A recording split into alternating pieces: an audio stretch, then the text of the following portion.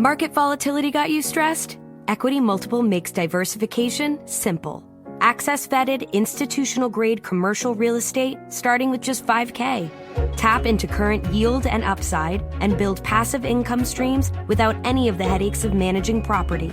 This episode brought to you by Equity Multiple. Welcome to modern real estate investing. Visit equitymultiple.com/boost and earn an enhanced return on your first investment.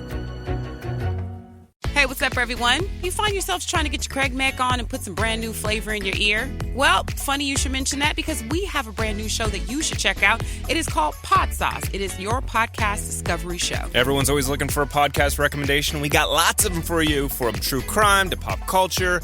And you can join us each week as we dish on all of our favorite podcasts out there. So make sure you download the Odyssey app and search Pod Sauce or head on over to podsauce.com. We got you covered, guys. Hey, this is BJ. Thanks for listening to our show's podcast. If you're a fan of all things geeky, you should check out my other podcast, BJ Shea's Geek Nation. We have new episodes every day, and you can check it out at bjgeeknation.com. Your home is going into foreclosure and you feel like a financial wreck.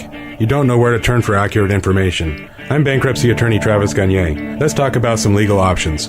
If we work quickly, we can propose a plan to save your home, modify the loan, or in many cases even eliminate your second mortgage. The consultation is free. I've helped hundreds of people just like you make informed decisions about whether to save their home or exit it on a reasonable, organized timeline. The chapter you choose sets the tone for the next chapter of your life. Please contact me today at choosetherightchapter.com. That's choosetherightchapter.com. 99.9 KISW, The Rock of Seattle, and we're working again with Washington State Council firefighters, Operation Warm. We want to put new coats on kids that need them this holiday season. Look, you know, man, we got the COVID, and not having the right kind of clothing when it gets cold and wet outside does not help your immune system, so we do not want these kids getting sick. They need coats to keep them warm, and you can help out. A lot of Rockaholics are stepping up. Guys like Brian Sharkey, $103 donated to Coats for Kids. That's going to get a lot of kids some coats. What was that, 5 right there, huh? Hey, good job. 5 brand new coats. $20 is all it takes for a brand new coat. How about 15 brand new coats courtesy of Tate Choate? $300 donated. Thank you, Tate. And shout out to the 69 crew, Allison D. and Richard Reinhardt, both joining the 69 crew. Yeah, there's so many ways. $69. That's how you join the 69 crew. That's it. I mean, and plus, that gets a bunch of coats. That's nice. Mm-hmm. And look, there's so many ways you can get involved. Like I said, just $20 is for a brand new coat if that's all you got. If you got less, we'll take that because every little bit helps. If you can share it on your socials, please do so. We're trying to raise $35,000 because over 1,700 kids need coats in our area. It's all here, by the way, in the Pacific Northwest.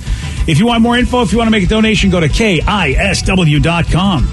Let's play B-Migs. It's time to play the game. Yeah! So everybody scream his name. B-Migs, don't be a loser.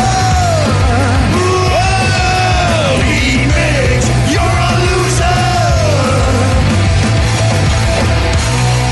It is time to be Migs. It's time to bump it up for Monday. Oh, yeah, baby.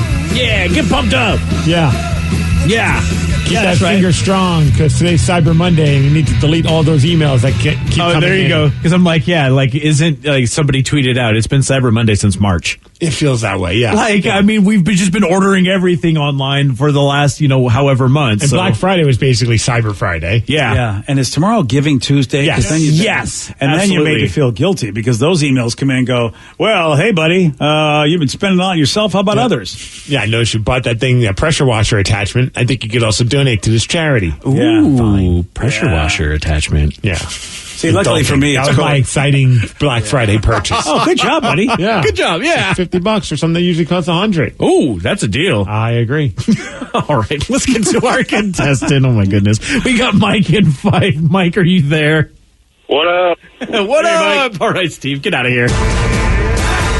For those playing at home, Mike will have 60 seconds to answer 10 questions. Mike, you can pass all you want, but you'll only get 3 guesses per question. Are you ready? Let's get it on. Which legendary pop star sang the theme song of the... try that again. Which legendary pop star sings the theme song from the James Bond film Die Another Day? Crap. Sam Smith? No. Pop star, huh? Die Another Day. Pass. What type of lettuce should be used in a classic Caesar salad? Romaine? Yes. What president is on the nickel? Lincoln. No. The nickel. Jefferson. Yes. What children's party game involves a shifting shortage of seats? Of what? Seats. Seat? Seats. Seats, like your Like seat you of sit on. Yeah. Pass. Okay. In 1990, Bo Jackson was selected to the Pro Bowl with which team? Oakland Raiders. Yeah. No. Raiders. Yes. Appaloosa and Halfinger are two breeds of what animal? Cow? No. Oh, dog. No. I couldn't quite hear you. Appaloosa and Halflinger are both breeds of what animal? Oh, Andy. No, that would be Mike, and I guess Mike's gone. Oh, Mike's gone. Yeah. Oh, that's right. Yeah, Mike's not on the screen anymore. Well, he said he couldn't hear me, and then his phone died, yeah, I guess. well, so there you go. There we go. Woo, congratulations, Mike. We mostly got through that one. How many get right? Well, he got 3 correct. Okay. Yep. So you're saying there's a chance? Well, I mean, if Steve has phone issues, being in this room might make that a little bit more difficult than others. But Well, he is on the concussion protocol, so it could very well, Steve does have issues. we'll have to see how this works out, and hopefully not as many issues as Mike or me trying to even say the damn questions. Yeah, you were having some issues yourself, sir. Some of these are tongue twisters, and I didn't realize it. Yeah. Steve, are you ready? Yes. Which legendary pop star sings the theme song from the James Bond film Die Another Day? Whitney Houston? No. Madonna. Yes. What type of lettuce should be used in a classic Caesar salad? Romaine? Yes. What president is on the nickel? Washington. No. Lincoln. No. Eisenhower. No. Oh. What children's party game involves a shifting shortage of seats? Duck, Duck, Goose. No. Musical chairs. Yes. In 1990, Bo Jackson was selected to the Pro Bowl with which team? With the Raiders. Yes. Los Angeles Raiders? Yes. Nice. Appaloosa and Halflinger are both breeds of what animal? Birds. No. Kangaroos. No.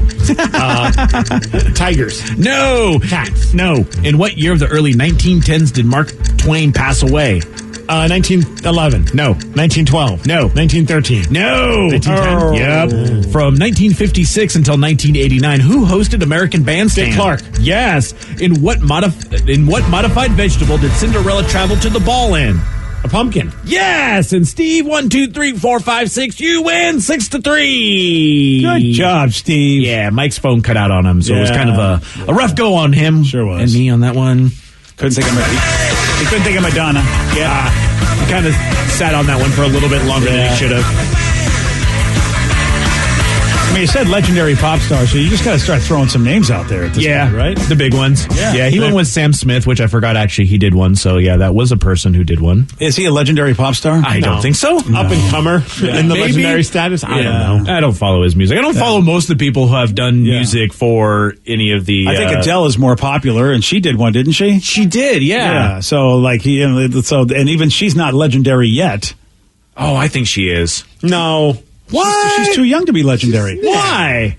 Why does age have to do anything with legendary That's what status? a legend means. many You've been records? around. That's the idea. How many records has she put out? She's got to put out at least a handful of records. But what if she put out one and it sold like I don't know, like 70 million or something ridiculous? Like at that point in time, you would have to say, even though you only put one out, that you would be legendary. No, I don't know what determines being a legend, but I feel like you got to have some years under you, or be dead for a while. That's part of legend. Or be dead for a while. Yeah, Steve's right. Legendary means you've been doing it for a while, and that in comparison to other people that have come before you, or maybe even some people that come after you, you are still considered amazing. I mean, that's those Lifetime Achievement Awards, those legendary award kind of things. Doesn't mean Adele can't get there. I just don't know if she's hit that status yet, just because she's young. Well, she's on her way. I'm not going to argue. I think she will be considered legendary. And Madonna was old, and that was the correct answer, so legendary. Just work with that, so whatever. Because Madonna hasn't had a hit in forever, really, but her body of work is legendary. Like, what she accomplished is, pretty amazing. Mike did know who was on the nickel. That's Thomas Jefferson. He was legendary. He was. Yeah. And then Appaloosa and Halflinger are both breeds of what animal? Is that horse? Yeah. Look at you. Good job. The question, send me out there to Enumclaw. I know what I'm doing. How many times have you ridden on a horse? Never. Oh, no, actually I have. I have been on a horse a couple times. It's been an embarrassment. I haven't. And it's better. It's better than me. I was put on a horse once when I was like 4 and I cried. Yeah, I rode a donkey, that was it. and that's it. Donkey! Yeah. You raced a donkey. I did. I've been on a horse a couple times, but it's always been led by somebody. Though the one time they did let me be on a horse by myself, but I guess he was drugged enough that it didn't matter. But it was scary. It's like, if this guy decides he wants to go crazy, there's nothing I can do because there's nobody stopping him. Yeah, you're like riding the horse, and like I guess the horse rider controls it in like a bit, but at any point, if like the horse decides no and it does what it wants to do, snaps. Yeah, you're just going on a ride by yourself. There was nobody there. Like usually, like I've been on a horse where someone's like leading it. So at least if I always felt like they'd say the magic words, throw him a Scooby snack, something to get him there. But this one was, I was on the beach. We were doing a guided ride, but I was on the horse by myself. There was nobody holding but me. Like one of those rom-coms or something like that. Exactly. It was a rom-com thing, and my poor father-in-law, they didn't put the saddle on right, and he slid off like he was, and so he was riding almost 90 degrees on this horse. That's awesome. Oh, it was so bad for him. I don't know how he stayed on. I thought he's going to fall off that damn horse. Stayed on. That's even better. But he was like almost at a right angle. It was like, my God, how does this work? That's gravity should be killing this guy. To quickly go back to the whole argument about what's legendary and what's not, I'm looking at the definition. It says remarkable enough to be famous and very well known. And based on that as a definition. Oh, you mean Rev's right? Nice. I feel like that would make Adele, even though I'm not a huge fan of her stuff, but I mean, she is remarkably famous. And when it comes to Grammys, she's won more than Madonna. Whoa! She's won like 15 and Madonna's won 7. Yeah. Well, listen. Almost double. Yeah. All right. Well, in that case, Adele, you are a legend. Aw, look at that.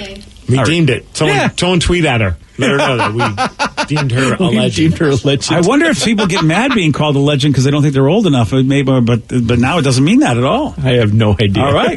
So it says Justin Bieber's a legend, and he's young. Yeah, it's true. He is. I hate to say it, but he is. Yeah, that weird mustache of his now. I don't like it. Oh, the porn stash? Yeah, it's gross. Come on. Yeah. Well, congrats, Steve. You won. Good job, Steve. All right, it's time for Listeners on the Loose. This is where you're picking the topic. You're guiding the show. 206-421-ROCK. Text us at 77999. Would you like to be involved in a legendary show? Nah. Hey. Is Gregor taking calls? Yeah, Gregor's taking calls. Your calls, your text at 917 on The Rock. BJ and Migs, mornings on The Rock, 99.9 KISW. 99.9 KISW, The Rock of Seattle. It's Listeners on the Loose, brought to you by Puget Law Group. Listeners on the Loose, you pick the topic, you guide the show. 206-421-ROCK, text us at 77999. Whatever you want to talk about, man, just remember though, Steve has a rule. It's a simple rule, BJ. Show some energy and bring it. Otherwise, we got to gong you. And then say goodbye. Goodbye, old friend. 206-421-ROCK. Text us at 77999. Someone just texted in now. BJ Miggs, what a night of fights. The nostalgia was there talking about the Mike Tyson-Roy Jones Jr. And you paid for it. You actually watched it. Watched it on Saturday night. Seeing Mike Tyson walk out and hear them announce his name gave me goosebumps. I watched him for years back in the 80s. That's from the Way High Window guy. And also Nate got knocked the F out. Yes, Nate Robinson yeah, he did not fare too well against the YouTube personality Jake Paul. Yeah. Not Logan Paul, but Jake Paul. That was not pretty. It was very uncomfortable to watch. It looked like somebody who'd never boxed before. You know how everyone always says, I could get in the ring and do that. Just give me a couple weeks of training. This is exactly what it looks like when someone says that. It did not look good for Nate Robinson trained. He did. He trained hard, but they always say, like, the plan gets, once you get punched in the face, that plan goes out the window, whatever that old saying is, Yeah. It's pretty close. Something along those lines. But you know what I mean? Like, it's like the minute you get hit, all of a sudden you forgot all the stuff that you trained for because you weren't trained to get hit in the face like that. Yeah. And boy, he got rocked. And all the memes are just awful. I mean, funny and awful. People are having a blast, a field day with him. Well, you put yourself out there, and you're definitely going to become a meme, especially if you have any kind of fail. They're doing like the Nate Robinson challenge, where it's just people laying flat on the ground. Oh, and that's like the latest challenge. That's a great challenge. Yeah. I can do that. Anyone can do that. Yeah, I'm up for that challenge. Somebody said, hey, speaking of Mike Tyson, did you see that he had a Roy Jones Jr. cake for Thanksgiving, and he did a skit where he ate the ear? Yeah, I did. There was a video of him. What? Somebody made him a Roy Jones Jr. face as a cake. And what did he take a bite out of? The ear. Of course he did. And he said it tasted much better than Evander's. Mike is having... he's stoned and having fun, man. He's having a great life, isn't he? He's having an amazing renaissance. And that fight was for charity, but he still made, I think, $10 million, somebody said. Even though it was a charity fight, he made $10 million. I would imagine maybe from like endorsements and things like that. All right. And 54 years old, man. He looked good. Yeah, listen,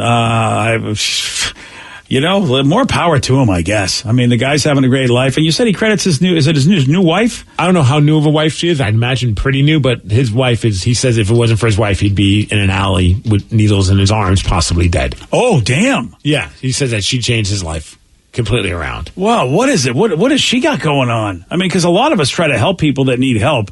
Whatever she's doing, she needs to market that. I feel like maybe the marijuana also is helping him.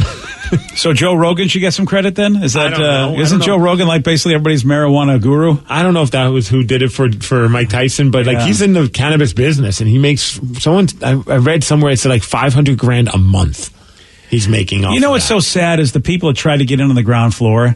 And a lot of folks ridiculed those folks and said, what are you doing? This isn't a legitimate business. And they weren't able to get it done. But you just know that somebody was going to get it done. And usually, that old adage, it takes money to make money. So I said the Tyson-Jones ending as a draw was BS, should have gone to sudden death. Like, where they actually kill each other? Oh, sudden death. Okay, that's harsh. I agree. I could not believe that they ended that match as a draw. But then I realized, this is just a feel-good. There's there's nothing on the line for either one of those guys. And, like, they were being pretty respectful to each other even throughout the match.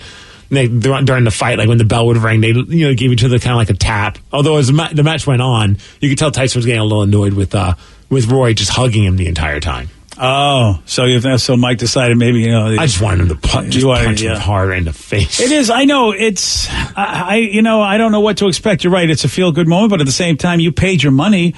Do you feel like that he fought to the best of his ability? No, I think both of them did. You did? Okay. Yeah, I mean, Mike Tyson's coming at you. I'd hug him too. You know what I mean?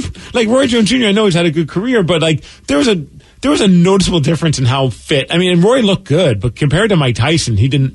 Mike was ready to rock. And yeah, I mean, I don't know much about boxing as far as like the actual scientific part of it all, but like some people felt like Roy did the part right. Like, he tied up Mike. That's a boxing strategy. It's not like he was cheating. Oh, okay. But, we get spoiled by Rocky movies. Yeah, we do. You just want to see people punch. Like, that's what was so great about that Jake Paul Nate Robinson fight, because it was just a bunch of punches to the face and knockouts. And they weren't even going to allow knockouts in the Tyson fight, right? There weren't. Was that right? Yeah, something along those lines where you couldn't end the fight because of a knockout or something along those lines, which that seemed odd. Maybe because maybe concussions. That's the other thing. Maybe they just didn't want people taking too many hits to the head. Yeah, I mean, there's probably at their age. They're both in their 50s. Yeah. It was just fun to watch, and like a lot of people brought up, it was you're not going into it expecting to see like a perfect boxing match. You just want to see Mike Tyson come out in boxing shorts, boxing gloves, and have his name announced again by Michael Buffer. Yeah, nostalgia's the key. Yeah. Yeah, I mean, especially during COVID, it's a feel-good moment just to be able to go back to when times were, I guess, happier. And a lot of people, an in-shape, crazy Mike Tyson doing what he was doing brings back those memories. Yeah, I mean, it was just like, for a lot of people, they never got to see Mike Tyson fight. I saw a few people tweeting, like, I've only seen videos. I never got to see him fight live. So this was cool. Yeah, I wonder if people think like it's, seeing a band when they're past their prime, or do they really feel like they got a good performance from in that fight? And one person, Mike, had plenty of openings to lay the wood, and he wasn't out to hurt him. I think, yeah, you have to be right on that. Like, it didn't seem like neither one was trying to kill each other, but they went out there just to show that they're in their 50s and they could still go. Yeah. Well, I guess that is pretty restrained from Mike, because we know in the old days Mike would not have been restrained. Mm-hmm. He would have done, that killer instinct. Oh, yeah, well, he would have eaten his ear. Maybe that's why he had to smoke pot before. He said he smoked before the fight. Maybe that's so he wouldn't kill anybody. Although it's funny because after the fight, they gave him both championship belts. And it was like, this is the ultimate participation trophy. It really is. It's like, there's never been more of a participation trophy than giving both of them boxing belts. I'm going to tell you something right now. When you think about that, because society loves that right now, but I'm seeing some psychological studies saying that actually this is the worst thing that my generation has done, is introduce the participation trophy. And the lack of adversity that we're allowing our children to participate in, where we just helicopter our asses off. And I'm looking at the Dannies and his generation. They're even worse than us. And eventually, I don't know who's going to do it, but somebody's kids are going to rebel against all this fairness, if you will, and all this helicoptering. And boy, those parents are not going to they're not going to go quiet into the night as their kids tell them, let me have adversity. You are coddling me. Get away from me. That's going to be a beating. I appreciate that you think that I was good enough to get a participation trophy. You didn't get that. No, not at all. You didn't even get participation trophies? No, never. Wow. I wanted a trophy so bad when I was a kid. What happened to you that that they didn't do it. You're the right generation for it. They saw his performance, like, we're not even wasting $5 on him. Exactly. That's bad. Even Joey got participation trophies. Oh, boy, you're really bad then. Huh? I'm terrible. I mean, you have no idea. Yeah. No, I do. I batted 0 in Little League one season. But just gave you a 0. Did you get trophies? Yes. Oh, wow. So your generation started it. Oh, I don't feel so bad because I wasn't parenting you. We got a trophy because we finished in first place, and everyone on the team got the little trophy. Oh, right. You get something. So I earned that trophy. It's like, it's like the pitcher that has an ERA above 5, but he's on the World Series winning team and was hardly used in the playoffs. It seems more like Steve was the mascot and got the championship ring there. I was there, and I was the guy that they would put on the other teams when the other teams didn't have enough players. So if I wasn't there, they couldn't play. There would have been forfeits. And we wouldn't have had as many wins as we had. And also, you being as bad as you were the secret weapon. I was. Yeah. I mean, you're still playing for the other team when you're still playing for your original team, whether they knew it or not. That's right. Yeah. Couple of deserve that ring. Awesome things. Mike Tyson came out to that song, the I'm Mike Tyson techno song that we played recently. He came out to that song, which was awesome. Unbelievable. And then on top of it, so like, I don't know if you guys watched the Huskies game on Saturday. Oh my gosh. Yeah, that was a game. They played Utah and they were down 21-0. Yeah, they were getting their asses kicked. And at the half, I'm like, oh boy, maybe they should have just taken the day off and just accepted that they weren't going to have an Apple Cup. And then they came back. They pulled the Hawks. Dude. And they won 24-21. So like Huskies fans were all feeling great going into this Tyson thing. And you're like, now Nate Robinson, literally maybe an hour after the Huskies came from behind and won that game, and you're probably feeling great as a UW guy, and then you have now a UW alum boxing as an undercard match, the match right before Tyson. Against an annoying YouTube star? Against an annoying YouTube star, and he gets rocked. Oh, it was like the high highs, and then, no. Can't have an all Huskies day. Yeah, but maybe Nate could have come back if there was a second half. Maybe he needed a second half. I don't know. Didn't make it, man. I'm still wondering if he got up yet. Yeah, that's a good point. You pick the topic. You guide the show. It's listeners on the loose, 206-421-ROCK. Text us at 77999. More of your calls and texts at 933 on The Rock. BJ and Migs, mornings on The Rock, 99.9 KISW. This episode brought to you by Equity Multiple. Are you looking to elevate your portfolio? Equity Multiple can help. Invest in exclusive commercial real estate starting with just $5K. Sign up at equitymultiple.com/boost and earn an enhanced return on your first investment. We all remember that one professor, the one everyone on campus had to take no matter what subject they taught because how much fun their class was. What if we told you there was a streaming service that had all those professors? One Day University has every must-have professor from the best colleges all across the country. One Day University, the most fun talks from the most fun professors. Available live and on demand. No homework, just the most fun you'll have while learning. Get a special offer at ondayu.com/odyssey. The Russian invasion. The heroic Ukrainian resistance. It's the biggest land war in Europe since World War II. And the War in Ukraine Daily brings it all to you. From Moscow to Washington. From Kyiv to Mariupol. The War in Ukraine Daily talks to newsmakers around the world. And to the everyday Ukrainians whose very existence is threatened. Hear the heartbreaking stories of those caught in the war. But also hear about the acts of bravery as history is being made. I'm Mike Simpson. And I'm Charles Feldman, inviting you to join us. The War in Ukraine Daily on the Odyssey app or wherever you get your podcasts. 99.9 KISW, The Rock, Seattle. It's listeners on the loose. You pick the topic. You guide the show. 206-421-ROCK. Text us at 77999. Steve, we've got royalty on the line. Yeah? We've got Prince Michael from Renton. I didn't, yeah. Hey, Michael, welcome to the show. Or is it Prince Michael? I probably should call you Prince Michael. Prince Michael, thank you so much, guys. I've only been listening to you a couple weeks. I've only been in the area about a month, and you guys, ROCK. Oh, right on, man. Where are you from originally? Parts unknown. Parts unknown. My favorite place to visit, though I never know how to get there. Exactly. I never know how to get there unless there's a little bit too much alcohol involved. Then I find myself Just there. Just take a left and right, and then the second left, and you're there. That's it. So what you got for us, Michael? You guys brought up the Roy Jones, Mike Tyson thing. I'm a former amateur boxer, several state titles, several offers to go professional. Oh, good, man, because we know nothing about boxing, so it's good that we got you on the line.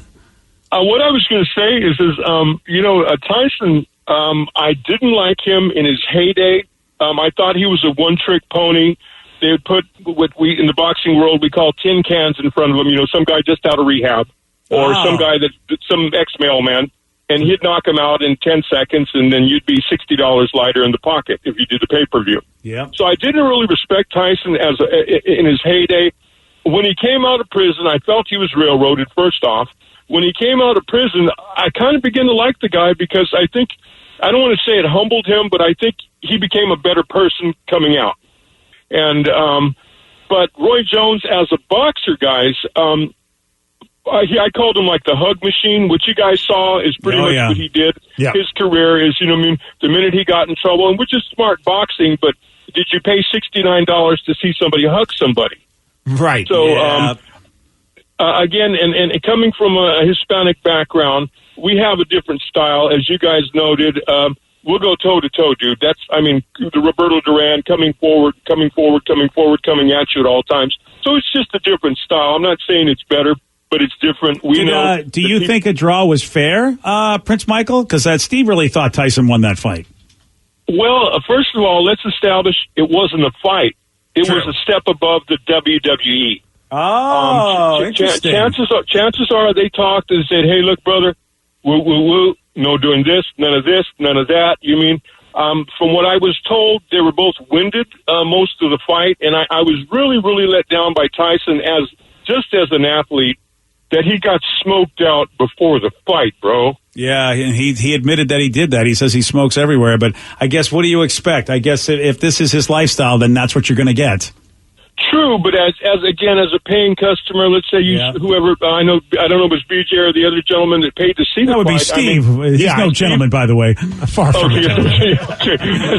Steve, if Steve paid for the fight, so Steve, you didn't feel ripped off or cheated in any way, shape, or form? I solely wanted just nostalgia. It didn't, honestly, once he came out and the introductions happened, my money was well spent. Also, I got to watch that. I don't know if you watched the fight before, which do you even call it a fight? It was an awkward train wreck of a matchup between Nate Robinson and Jake Paul. But to me, that was making my money's worth because of Snoop Dogg. Snoop Dogg on commentary made it was. I didn't pay for a sport. I paid for entertainment, and I was thoroughly entertained. Yeah, that's a really good point. And Prince Michael, thank you so much for the kind words, and thank you for the call. It's very good to hear from you. If I was a boxing purist and I paid for that, why would I pay for it? Because you should have known going into it that it was just a giant S show. And you're a wrestling fan, so I bet a lot of people like you who love the WWE probably were very entertained by what they saw. Don't get me wrong, I would have much rather seen Mike Tyson knock him out in one round. To me, it would have been money well more spent seeing him knock him out in one round as opposed to watch them dance for 8 rounds. But like I said, the minute he came out, I heard Michael Buffer say his name, and just seeing Mike Tyson with gloves on, boxing shoes on, and everything. It was just it brought me back to being a kid again, and that to me, that made it worth every penny. Yeah, and I was on the other side of that fence, like they're not getting my money. Right. I know this is not going to be anything but just a ridiculous sideshow. And one person said the best part of the Tyson fight was listening to Snoop Dogg commentating. Dude, when he did the commentary, I thought they were going to pull him for the Tyson fight. Like, I thought, okay, they're just having him for the undercard matches to make them entertaining, but once the Tyson fight happens, it's going to be more Ronaldo. And the other guy doing commentary was Sugar Ray Leonard. And I loved Sugar Ray as a kid, so that was cool, Sugar too. Ray. Although I think Sugar Ray was just completely set aback by, the commentating. Like, he was not very, vocal a lot of times, because I think he was just like, what the hell am I doing? Exactly. Because he's a legitimate dude. Yeah, of course he is. And he probably realizes this is what my career has come to, so this is what I'm doing. I thought it was great, though, man. I had a blast watching it. I would do it again. If Mike Tyson has another fight, I'm absolutely going to order it. And this is the thing, I think the old purists, and this is what happens in every generation, is the old folks just don't like the way the new entertainment's going. And you were happy with it, but I know that people like Prince Michael will probably or even Sugar Ray Leonard, who's like, what the hell is this? This isn't fighting. This isn't boxing. And don't get me wrong. And nobody cares. Sugar Ray at no point made it seem like he was above it. It's just like, he was quiet probably because Snoop Dogg just wouldn't stop talking. Yeah, and he's probably like, give me the check. Yeah. He probably had a blast doing it, too. It reminds me, and again, because I'm not a boxing fan, but it reminds me of the original Star Wars. Sir Alec Guinness the guy who played Obi-Wan Kenobi, was a really famous actor. He was knighted, everything, professional. And every interview done with him said, this is a pile of crap. I did it for the check. I don't really care. And yet this is a beloved movie that's turned into a massive franchise, but he did not like it, and his ilk thought it was crap. A lot of people thought when Star Wars came out, they thought it was crap. It's the old generation versus, well, guess what? The new generation loves this too bad. So I'm wondering if this is the same thing with this whole fight and how it was presented. So it's a Tyson rocking the cutoff sweatshirt. It was so great, it brought me back. I think that's what it was for everybody watching that. It was a total nostalgia trip. Yeah. I'm glad you paid, and I'm glad you watched it. Okay, great. Yeah, you saved me the trouble. Saved me the trouble. Because I had no interest in watching what I didn't thought either, man. And then all of a sudden, it's like that moment hit me, and I was like, I can't miss this. Yeah. I just knew it wasn't going to be what I thought. I knew what my expectations were, and I knew they'd be dashed, and I'd be pissed that I was out that much money. Yeah, but I mean, I remember growing up, and luckily my parents never paid for those pay-per-views. Like the so you got to do your thing. So it was always the neighbor, our neighbor Patty, and I would go over there, and he was a big Tyson fan, and he would let me come over and watch the pay-per-views, and he would drop whatever. I mean, I don't know if it was $50 back then, but it was what would be the equivalent of $50 now. Yeah, like good money. And it was like, I remember that one fight against Spinks where it lasted like 91 seconds. Oh, yeah, I remember that one too. And dude, I was like, this is incredible. Mike Tyson's a monster. Like, he just destroyed this dude in seconds. And he was on the other end. I can't believe I effing paid this kind of money. Yeah. And he was so angry. And I'm like, that's when I realized it's always better to have your friend pay for something. It makes things way more entertaining. Yes, it does. Absolutely. I didn't regret it one bit. No, of course not. He was like trying to figure out who to call to get money back. Like, he was I couldn't even imagine. If there was social media back then, he would have signed up for Twitter and went off on Twitter. Yeah. At that moment. I remember that. A lot of people were pissed about that fight. Furious. Yeah, a lot of people were. You know, that was another fight that I didn't pay for. So he says Snoop Dogg and Mike Tyson probably smoked together right before the fight from Rooster and Everett. I wouldn't be surprised. Well, Snoop did perform right before the fight. And he, like, in between doing commentary, he also did like some of the greatest hits of Snoop, which was cool too. Jeez, that's awesome. Well, that's worth it. It was a variety show of just absurdity. Yeah, that really was. Yeah. All right, I guess that's kind of worth your money right there. It would only thing that would have made it better is if there was a crowd. It was kind of weird, like, you know, that. Oh yeah. You have no crowd, but then on the flip side, you got to really hear the commentary of his corner talking to him, you know, like, I mean, crystal clear, and that was pretty cool. What'd they just say? Just don't fall asleep? They were what like, do you tell a bunch are of you hungry? guys? I got the munchies. Yeah. 206-421-ROCK, text us at 77999. It's listeners on the loose. Someone said, hey guys, did you see that the Creed singer got trolled by his own kids? I guess they make fun of his singing style, and he's cool with it, LOL. Yeah, how fun is that? I mean, Scott Stapp has been made fun of over the years, like you said, for the way he sings. And for other stuff, too. Yeah. He kind of went off the deep end for a little bit. You're right. He is his own worst enemy. But he does have that particular style, like, you know, especially with arms wide open. And he first became aware of the fact that people would make fun of him 10 years ago when he heard it from his own kids. It started with my oldest son and my oldest nephew. You know, I'm driving down the street and they're giggling and they're in the back. And I was either taking them to practice or taking them to school. I'm like, what are you guys laughing at? And they're like, nothing. I'm like, come on. And then they're like, we're the white old pair. You know, and they're making fun of me. And that was the first time that it was my nephew and my son doing it. That's man, I mean, that just goes to show you parenting. Because I think, you know, if that was my dad and I made fun of him for anything, I'd be getting a backhander.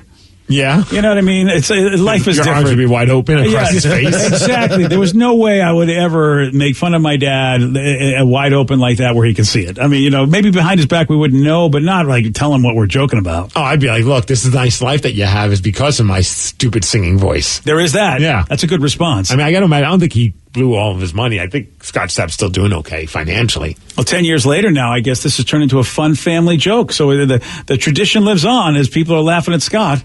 10 years later, my 13-year-old and my 9-year-old now, they were making fun of me in the car singing about McDonald's being always open. You know what I mean? And like they were hungry. They wanted to go somewhere to eat. And they're like, Dad, we're hungry. And I'm like, well, where do you want to go? And then they both bust out together. McDonald's wide open. These kids are just trolls. I love those kids. It's amazing. Just trolling their father. It's fantastic. Awesome. Well, you know, again, Steve, you're right. Let them troll all they want. That singing got them the money. It got them their life, and they go to McDonald's. It's nice that it seems like maybe his kids are the reason why he's able to laugh at it now. Because I felt like he was so serious about things, and it's like, dude, lighten up, man. Like, yeah. At the end of the day, you get the last laugh. There's been like tens of millions of people have bought your records. Yeah. I mean, they could try and act like they didn't, but they did. You have the proof of that. That is true. Right. So it's kind of cool that his kids could kind of maybe humble him a little bit to be like, you know what, okay, I can laugh at this. It's not the end of the world. See that? Some kids are really good, aren't they? Yeah, making fun of their parents. Yeah, you know, and help them not be so serious. Maybe that's what my kids are doing, right? I'm not sure. What are they doing? Yeah, I don't know either. I haven't figured that out yet. Okay, all I know is my wallet's wide open with those kids. Hey, Ryan Castle, what does he and a frozen turkey have in common? Well, you're going to find out at 9:49 on The Rock. BJ and Migs, mornings on The Rock, 99.9 KISW. And now, the Ryan Castle question of the day. What do Ryan Castle and a frozen turkey have in common? Stiff neck. Yeah. It's sad but true. Yeah. Someone said one gets brined, the other gets pickled. Another texter, okay. 2 All right. words, deep fried. Deep fried. All right. I like these. Steve stuffing. Just got texted in. Steve's- It's also 2 words. Steve's stuffing. Yeah. Yeah. Rev likes to smoke both. Hey, he does. What? Okay. There's a guy in Milwaukee. Welcome to the party, Rev. Yeah. Welcome, buddy. Damn it. There's a guy in Milwaukee. He went out of his way. I should say went out to his car early last week and found someone had stolen his back right tire. But they kept his car propped up by replacing the tire with a frozen turkey. Oh, that's nice of him. Happy Thanksgiving. Obviously, the guy's like, I have never seen anything like this before. I mean, maybe people use bricks, but never a turkey underneath. And he was like, well, I hope you enjoyed that tire because you could have really given that turkey to someone who really needed it. Oh, really? Look at him. You're trying to shame a thief. Good luck to you on that one, sir. I would have taken the turkey. I mean, that would have been good. Oh, I'm looking at it. That's great. Oh, my gosh. That's so awesome.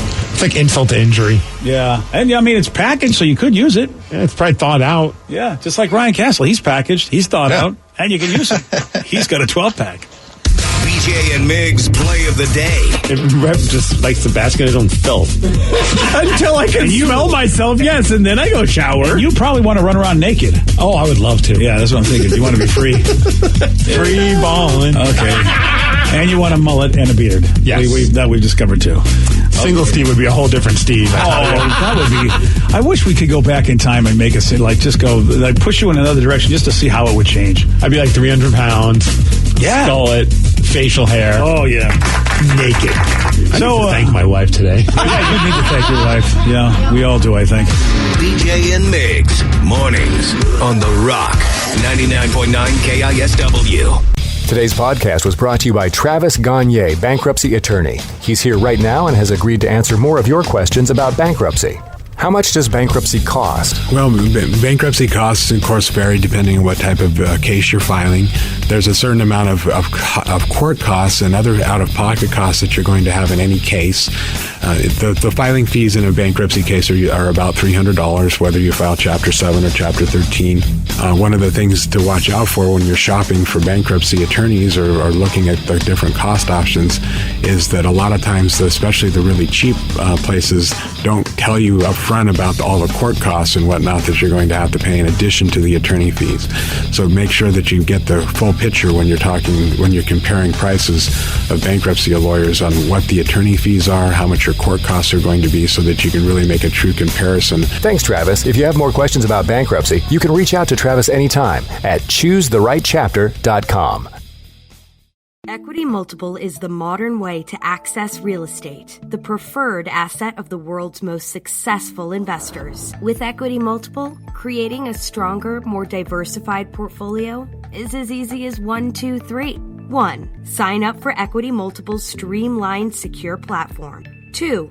Select from a diverse set of vetted real estate investments. Select the ones that fit your strategy and invest as little as $5,000 per deal. 3. Equity Multiple's dedicated asset managers go to work on your behalf. Watch your real estate portfolio grow and receive distributions direct to your bank account. Since 2015, Equity Multiple has achieved a 17.4% net annualized return on behalf of investors. Get started at equitymultiple.com/boost and earn an enhanced return on your first investment. Equity Multiple. Welcome to modern real estate investing.